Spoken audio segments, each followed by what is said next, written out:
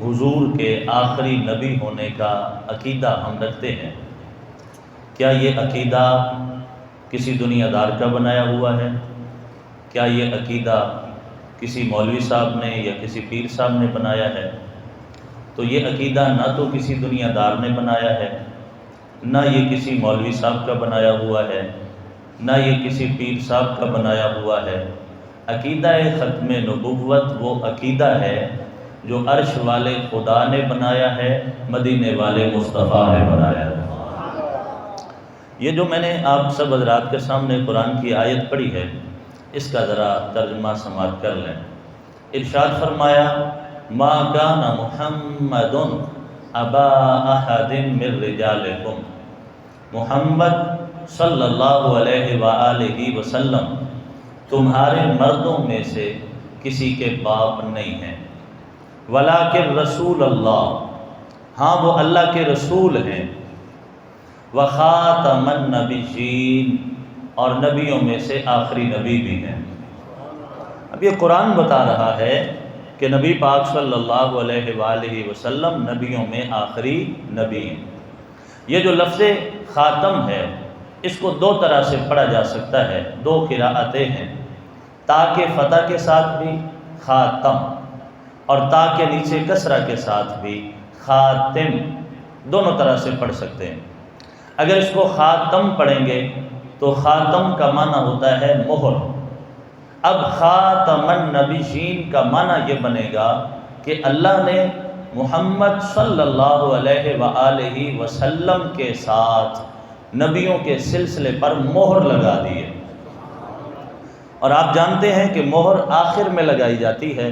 اب نبیوں کی آمد کا جو سلسلہ تھا، اس پر نبی پاک صلی اللہ علیہ وآلہ وسلم کی تشریف آوری کی وجہ سے مہر لگ چکی ہے۔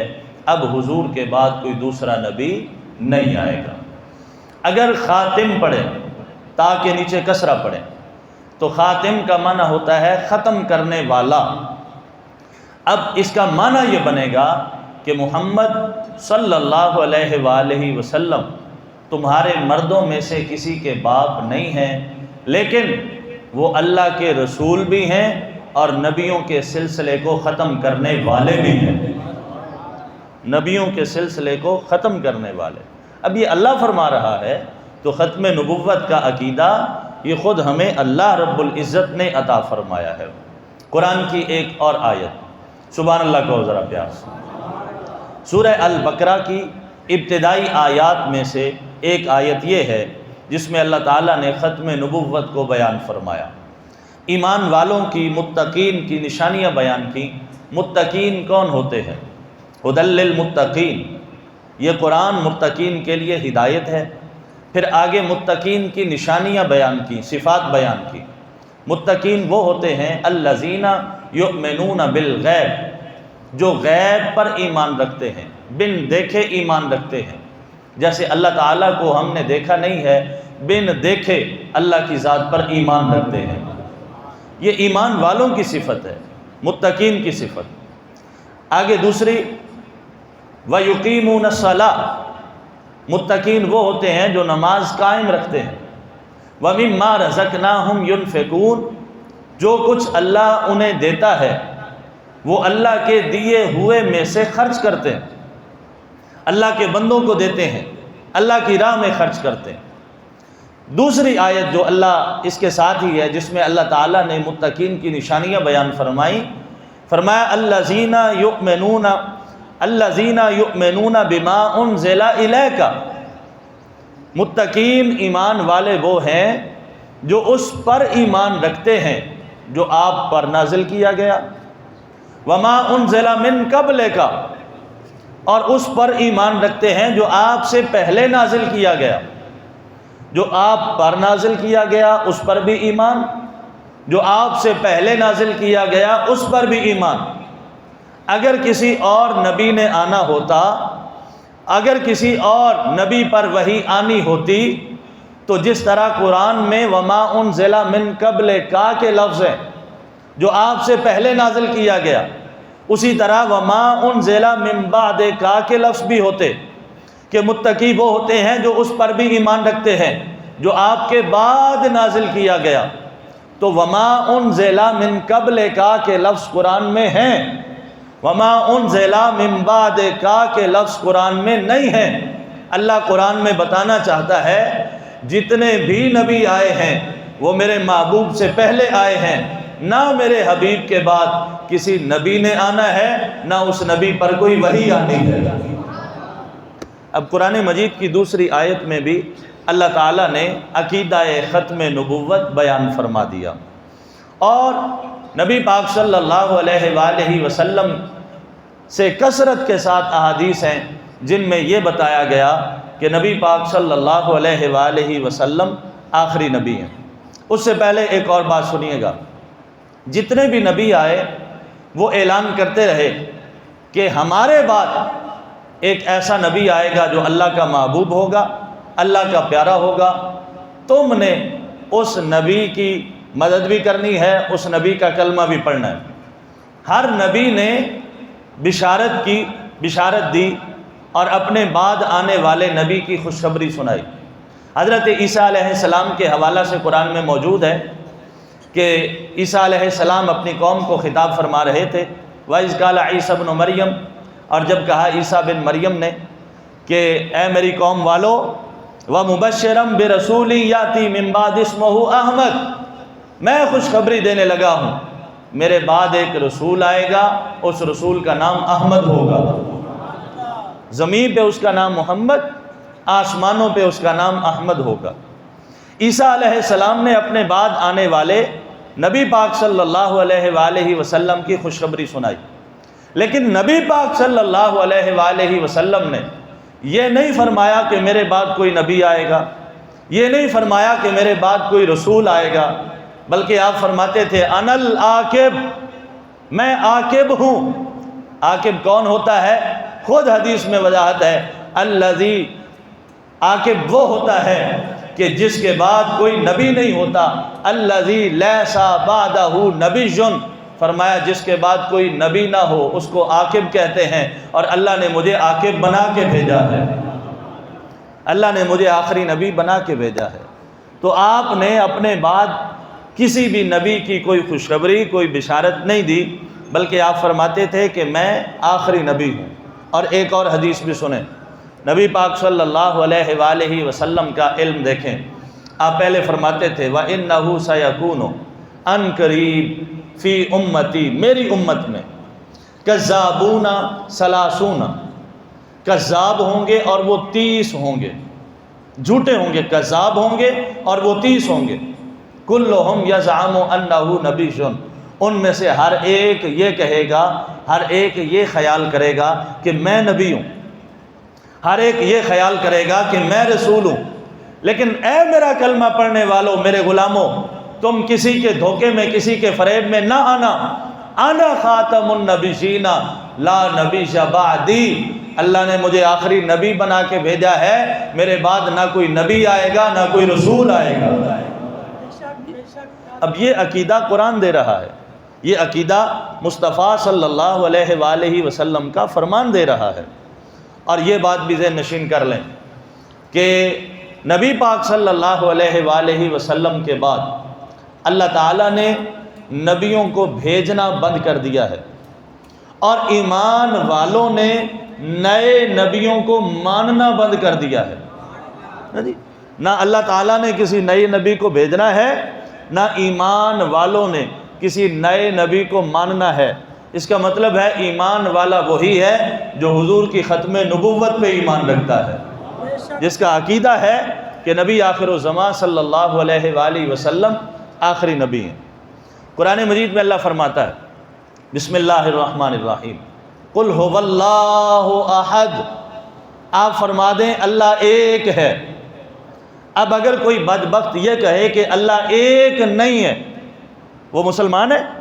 بولو سارے، وہ مسلمان نہیں ہے، کیونکہ وہ قرآن کا انکار کرے گا، اور جو قرآن کا انکار کرے وہ مسلمان نہیں ہے۔ قرآن مجید میں دوسرے مقام پہ اللہ نے ارشاد فرمایا وَإِلَٰهُكُمْ إِلَٰهٌ وَاحِدٌ، تمہارا معبود ایک ہی معبود ہے۔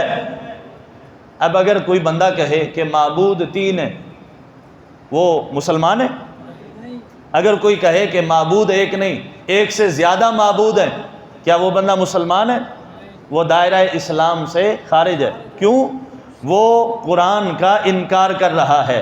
تو میرے بھائی، جس طرح اللہ کا ایک ہونا قرآن نے بیان کیا، جس طرح اللہ کا معبود ہونا قرآن نے بیان کیا، اگر کوئی اللہ کے ایک ہونے کا انکار کرے دائرہ اسلام سے خارج، اگر کوئی اللہ کے معبود ہونے کا انکار کرے وہ دائرہ اسلام سے خارج ہے۔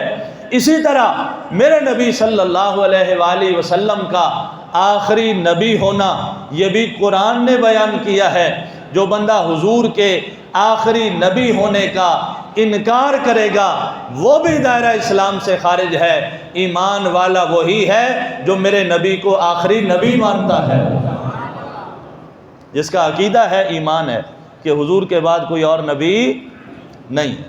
ایک اور حدیث سنیں، مسلم شریف کی حدیث ہے، مشکات میں بھی موجود ہے۔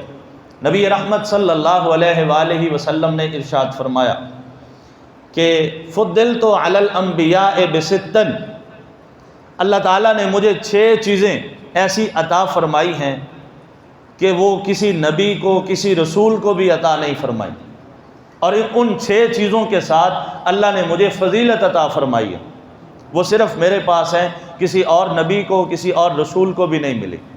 وہ 6 چیزیں کون سی ہیں؟ ان 6 چیزوں میں سے پہلی چیز میرے نبی نے بیان فرمائی، اوتیت جوامع الکلم، اللہ تعالیٰ نے مجھے جامع کلمات عطا فرمائے ہیں۔ جامع کلمات کا مطلب ہے قلیلۃ الالفاظ کثیرۃ المعانی، الفاظ بڑے تھوڑے ہوتے ہیں، معانی بڑے زیادہ ہوتے ہیں۔ اس کا آسان ترجمہ یہ ہے کہ جیسے میں بولتا ہوں نا، جیسے میں کلام کرتا ہوں، ایسے کوئی اور کلام نہیں کر سکتا۔ اعلیٰ حضرت عظیم البرکت مجدد دین و ملت الشاہ امام احمد رضا خان علیہ رحمت الرحمہ، آپ نے اسی لیے کہا تھا تیرے سامنے یوں دبے لچے فصحا عرب کے بڑے بڑے، کوئی جانے منہ میں زبان نہیں بلکہ جسم میں جان نہیں، میں نثار تیرے کلام پر ملی یوں تو کس کو زبان نہیں، وہ سخن ہے جس میں سخن نہ ہو، وہ بیان ہے جس کا بیان نہیں۔ نبی پاک صلی اللہ علیہ وسلم جیسا کلام کرتے ہیں ویسا کوئی اور کلام نہیں کر سکتا۔ حضور نے فرمایا نہ کوئی نبی نہ کوئی رسول۔ اور دوسری چیز وَنُصِرْتُ بِالرُّعْبِ، اللہ نے روب دے کے میری مدد فرمائی ہے۔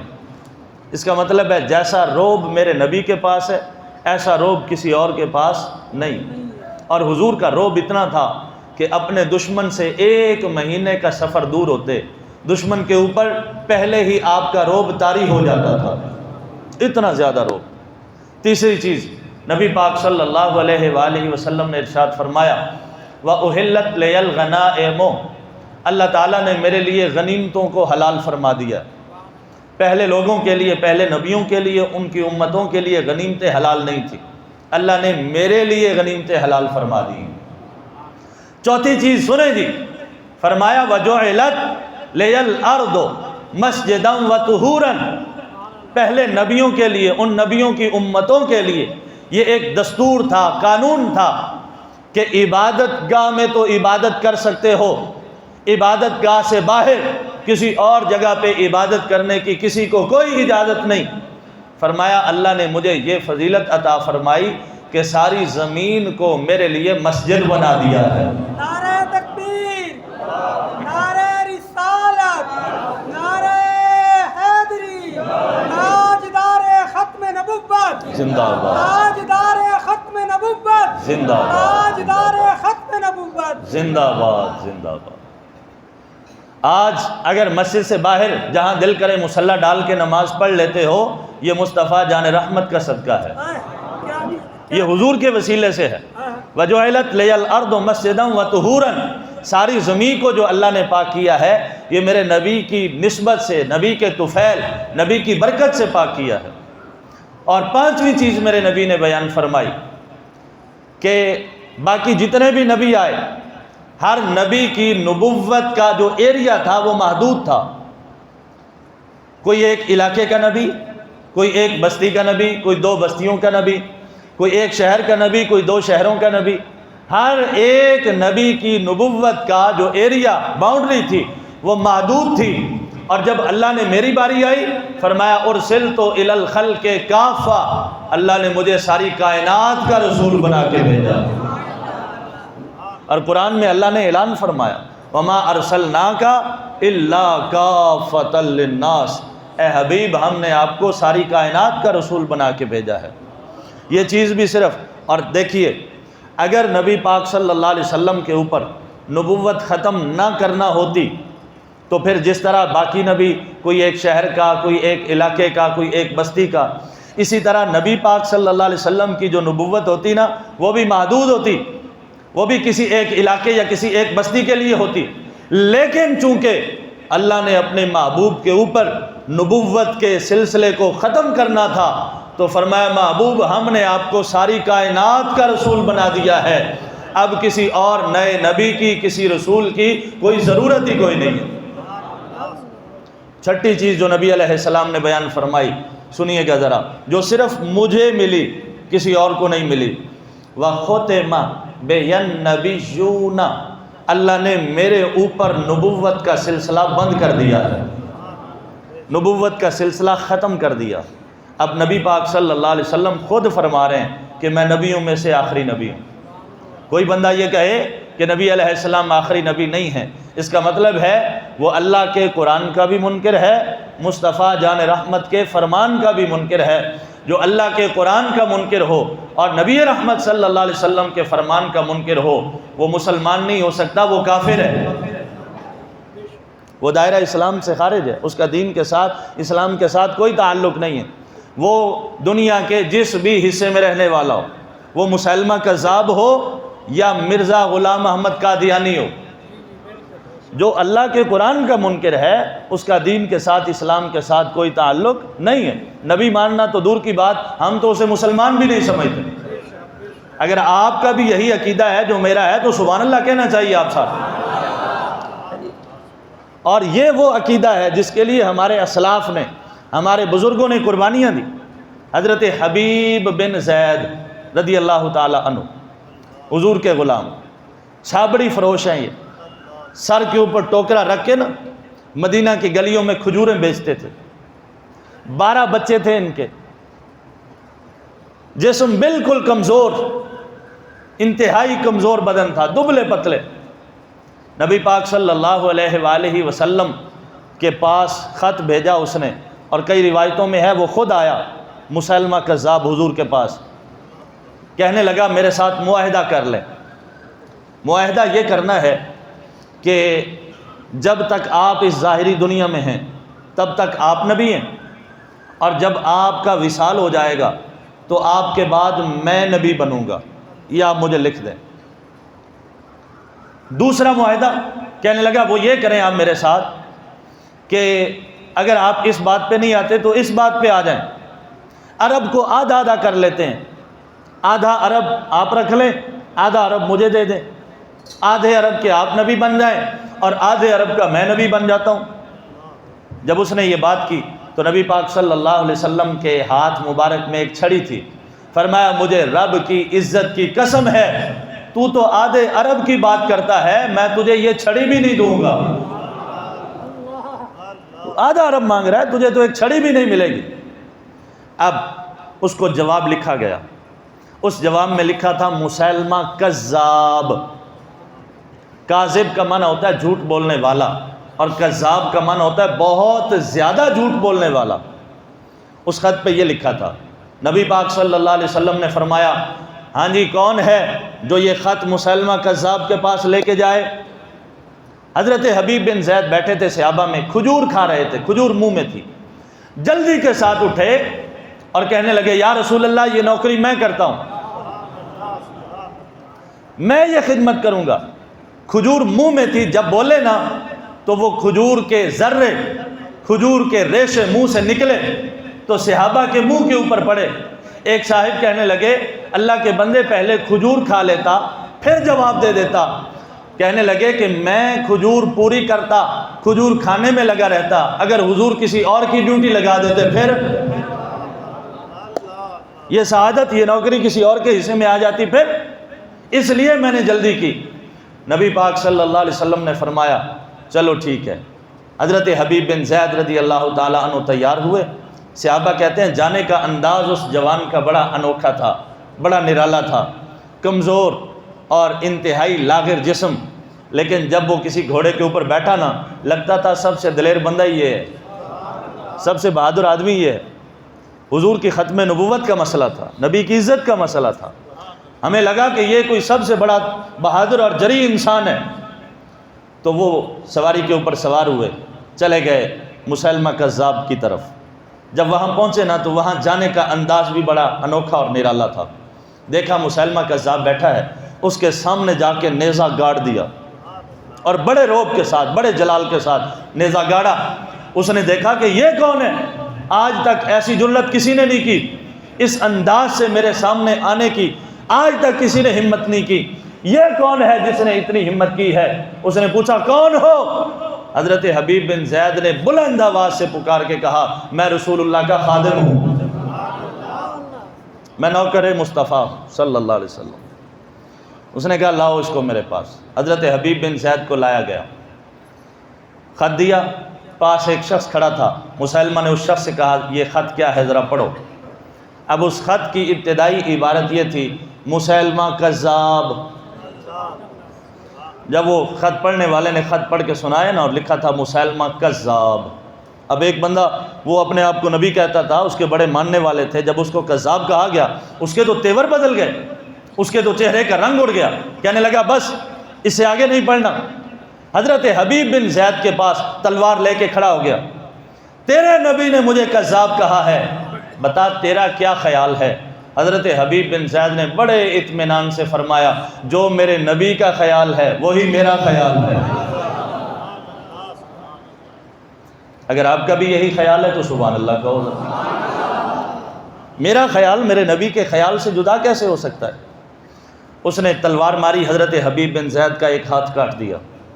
دوسری بار پھر پوچھا، کئی روایتوں میں یہ لفظ ہیں، اس نے پوچھا اتشہد ان محمد رسول اللہ، کیا تو گواہی دیتا ہے کہ محمد صلی اللہ علیہ وسلم اللہ کے رسول ہے؟ حضرت حبیب بن زید نے کہا اشہد ان محمد رسول اللہ، میں گواہی دیتا ہوں کہ محمد اللہ کے رسول ہیں صلی اللہ علیہ وسلم۔ پھر اس نے پوچھا اتشہد انی رسول اللہ، کیا تو گواہی دیتا ہے کہ میں بھی اللہ کا رسول ہوں؟ حضرت حبیب بن زید نے کہا مجھے تیری بات سنائی ہی نہیں دی۔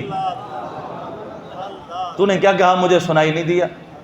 اس نے دوسری بار پھر پوچھا اتشہد ان محمد رسول اللہ، کیا تو گواہی دیتا ہے کہ محمد اللہ کے رسول ہیں؟ فرمایا اشہد ان محمد رسول اللہ، میں گواہی دیتا ہوں کہ محمد اللہ کے رسول ہیں صلی اللہ علیہ وسلم۔ اس نے دوسری بار پھر کہا کیا تو یہ گواہی دیتا ہے کہ میں بھی اللہ کے رسول ہوں؟ آپ نے فرمایا تو نے کیا کہا؟ مجھے تیری بات سنائی ہی نہیں دی۔ تیسری بار اس نے پھر پوچھا، پھر وہی جواب۔ فرمانے لگے عجیب بہرا ہے تو، تجھے محمد کی رسالت سمجھ آتی ہے، میری رسالت سمجھ نہیں آتی؟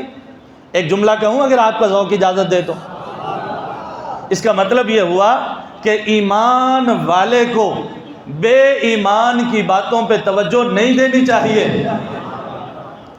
فرمایا یہ ایمان والے کے کان ہیں، کسی بے ایمان کی بات کو کیسے سن سکتے ہیں؟ حتیٰ قطع عضواً، وہ آپ کا ایک ایک عضو کاٹتا رہا اور پوچھتا رہا بتا میں اللہ کا رسول ہوں کہ نہیں ہوں؟ آپ ہر مرتبہ یہی جواب دیتے رسول تو مدینے والا ہی ہے، اور رہی تیری بات تو کذاب ہے، تو جھوٹا ہے، رسول نہیں ہے۔ یہاں تک کہ حضرت حبیب بن زید رضی اللہ تعالی عنہ کو شہید کر دیا گیا۔ آپ درجہ شہادت کے اوپر فائز ہو گئے، لیکن عقیدہ ختم نبوت کے اوپر آنچ نہیں آنے دی۔ ہمارا بھی زمانے کو یہ پیغام ہے کہ ہماری یہ گردنیں، ہمارے یہ خون رسول اللہ کی ختم نبوت کے لیے حاضر ہیں۔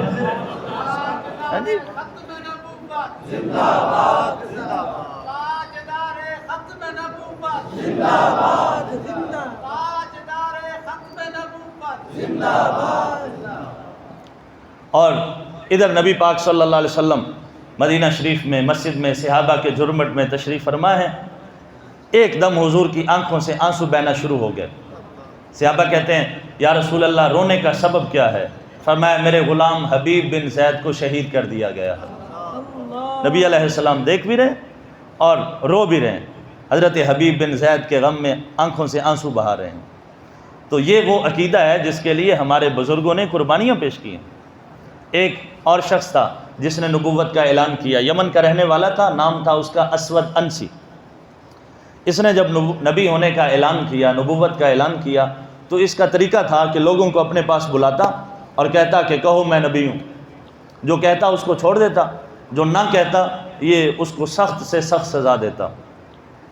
حضرت ابو مسلم خولانی رضی اللہ تعالیٰ نبی پاک صلی اللہ علیہ وآلہ وسلم کی ظاہری زندگی میں انہوں نے کلمہ پڑھ لیا، مسلمان ہو گئے تھے، لیکن حضور کی زیارت کا موقع نہ مل سکا، حضور سے ملاقات کا شرف نصیب نہ ہو سکا۔ ان کو بلایا حضرت ابو مسلم خولانی کو، اسود انسی نے، کہنے لگا کیا کہ میں اللہ کا نبی ہوں، کیا میں اللہ کا رسول ہوں۔ حضرت ابو مسلم خولانی انہوں نے کہا کہ رسول تو مدینے والا ہی ہے، تو کذاب ہے، جھوٹا ہے، نبی نہیں ہے، رسول نہیں ہے۔ جب اس نے انکار کی، حضرت ابو مسلم خولانی نے انکار کیا نا، تو اس نے کہا اپنے سپاہیوں سے کہ آگ جلاؤ اور ابو مسلم خولانی کو آگ میں ڈال دو۔ اب سنیے گا، تاریخ میں یہ واقعہ ایک بار پھر دہرایا گیا۔ اللہ کے نبی ابراہیم علیہ السلام کے لیے بھی آگ جلائی گئی اور ادھر ابو مسلم خولانی کے لیے آگ جلائی گئی۔ آگ جلائی گئی، اس نے کہا کہ اس کو آگ میں ڈال دو۔ حضرت ابو مسلم خولانی کو آگ میں ڈال دیا گیا، آگ میں ڈالا گیا، بس ڈالنے کی دیر تھی وہ آگ گلزار بن گئی، وہ آگ ٹھنڈی ہو گئی۔ اس نے جب دیکھا کہ آگ ٹھنڈی ہو گئی، اسود انسی جس نے نبوت کا دعویٰ کیا تھا بڑا پریشان ہوا، جو اس کے ساتھی تھے وہ بھی بڑے پریشان ہوئے کہ جن لوگوں نے یہ دیکھا ہے وہ تو ہمارے مخالف ہو جائیں گے کہ اس کو تو آگ نہیں لگی۔ اچھا، اس کا ایک مطلب یہ بھی ہے کہ جس کا ایمان ہونا ختم نبوت پر، اسے آگ نہیں لگے گی۔ میں یہ جملہ پھر کہہ دوں اگر آپ کو ذوق کی اجازت ہے، جو ختم نبوت کو ماننے والا ہے آگ اس کو نہیں لگے گی۔ وہ بڑے پریشان ہوئے کہ اس کو آگ نے نہیں جلایا، ہمارے لوگ خراب ہوں گے۔ انہوں نے کہا کیا کریں؟ کہا کہ اس کو ذرا نا شہر بدر کر دو، اس شہر سے نکال دو۔ شہر سے نکالا گیا۔ حضرت ابو مسلم خولانی رضی اللہ تعالیٰ عنہ مدینہ شریف آ گئے۔ حضرت صدیق اکبر رضی اللہ تعالیٰ عنہ خلیفہ ہیں، امیر المومنین ہیں، آ کے سارا واقعہ سنایا۔ تو صدیق اکبر کا جملہ ذرا سنیے گا، فرمانے لگے اللہ کا لاکھ لاکھ شکر ہے کہ اللہ نے مجھے مرنے سے پہلے اس بندے کی زیارت کروا دی کہ جس طرح اللہ نے ابراہیم علیہ السلام کے لیے آگ کو ٹھنڈا کیا تھا، اسی طرح اللہ نے اس بندے کے لیے بھی آگ کو ٹھنڈا فرما دیا ہے۔ یہ کس کی برکت سے؟ عقیدہ ختم نبوت پر پختہ ایمان لانے کی برکت سے۔ میرا آپ حضرات سے ایک سوال ہے، اگر کوئی بندہ کسی چوک چوراہے میں بیٹھ کے پاکستان کے خلاف سازش کرے، کیا یہ اس کے لیے درست ہے؟ بولو، درست نہیں۔ اگر وہی بندہ اپنے گھر بیٹھ کے پاکستان کے خلاف سازش کرے، درست ہے؟ چوک میں کرے پھر بھی درست نہیں، گھر بیٹھ کے کرے پھر بھی درست نہیں۔ پاکستان کے خلاف بغاوت نہ کوئی چوک میں کر سکتا ہے، نہ گھر بیٹھ کے کر سکتا ہے۔ تو جس طرح پاکستان کے خلاف نہ چوک میں بغاوت ہو سکتی ہے، نہ گھر بیٹھ کے بغاوت ہو سکتی ہے، اسی طرح میرے نبی کی نبوت کے ساتھ جو چوک میں کھڑا ہو کے بغاوت کرے گا وہ بھی کافر ہے، جو گھر بیٹھ کے کرے گا وہ بھی کافر ہے۔ نہ اس کا دین کے ساتھ کوئی تعلق، نہ اس کا دین کے ساتھ کوئی تعلق۔ وہ نبیوں میں نبی ایسے کہ ختم الانبیاء ٹھہرے، اور حسینوں میں حسین ایسے کہ محبوب خدا ٹھہرے۔ ہم سب الحمدللہ عقیدہ ختم نبوت کے ماننے والے ہیں، اور صرف یہ نہیں کہ عقیدہ ختم نبوت کو مانتے ہیں، اس سے اگلی بات بھی سنیں، جو عقیدہ ختم نبوت کو نہیں مانتا ہم اسے کافر بھی مانتے ہیں۔ حضرت امام اعظم ابو حنیفہ رحمۃ اللہ تعالی علیہ سے کسی نے فتویٰ پوچھا کہ اگر کوئی شخص نبوت کا دعویٰ کرے اور کوئی دوسرا شخص اس سے نبوت کی دلیل طلب کرے، آپ کیا کہتے ہیں؟ فرمایا جو نبی پاک صلی اللہ علیہ وسلم کے بعد نبی ہونے کا دعویٰ کرے گا وہ بھی کافر ہے، جو اس سے نبی ہونے کی دلیل طلب کرے گا وہ بھی کافر ہے۔ اس کا مطلب اس کو شک ہے۔ اگر کوئی 99% نبی پاک صلی اللہ علیہ وسلم کو آخری نبی مانتا ہے، صرف 1% اس کو شک ہے، وہ بندہ بھی مسلمان نہیں ہے، وہ بندہ کافر ہے۔ مسلمان وہی ہے جس کا 100% عقیدہ ہے کہ نبی آخری نبی وہ آمنہ کے لال بھی ہے صلی اللہ علیہ وسلم۔ بس بات ختم ہو گئی۔ اللہ تعالیٰ اس عقیدے کے اوپر موت عطا فرمائے اور یہی عقیدہ ہماری نسلوں میں جاری فرمائے۔ وآخر دعوایا ان الحمد للہ رب العالمین۔